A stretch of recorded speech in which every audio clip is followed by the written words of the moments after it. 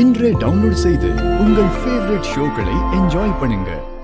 நான் கூப்பிட்டு என் வார்த்தைக்கு மரியாதை கொடுக்காம வீட்டுக்கு வந்தா அவனோட தான் வருவேன்னு சொல்றான்.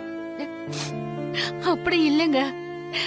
எந்த பொண்ணா இருந்தாலும் தம் புருஷன் கூட தானே இருக்கணும்னு நினைப்பா. இப்ப நானும் கல்யாணம் ஆகி இத்தனை வருஷம் இந்த வீட்ல உங்க கூட தானே இருக்கேன்.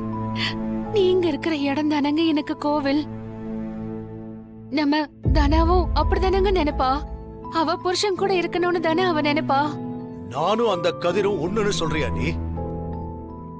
அவன் கூட என்ன ஒப்பிட்டு பேசுறியா?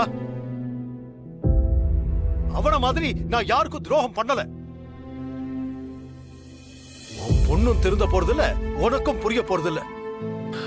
உன்கிட்ட பேசி என் சக்தியை நான் வீணாக்க விரும்பல.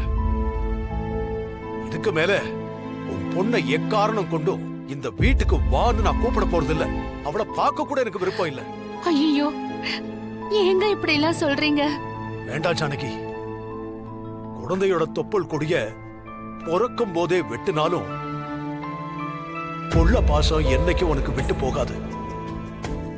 ஆனா நான் கட்டின தாலி உன் கழுத்துல இருந்தாலும் எனக்கான மரியாதையை நீ கொடுக்க போறது இல்ல. அத நான் நல்லா புரிஞ்சுக்கிட்டேன். ஐயோ, இனிமே அவங்க ரெண்டு பேரை பத்தி என்கிட்ட பேசாது. ஏங்க, ஆனா நான் இப்ப சொல்றேன், ஒரு நாள் உன் பொண்ணுக்கு அந்த கதிரோட உண்மையான முகம் புரிய வரும்.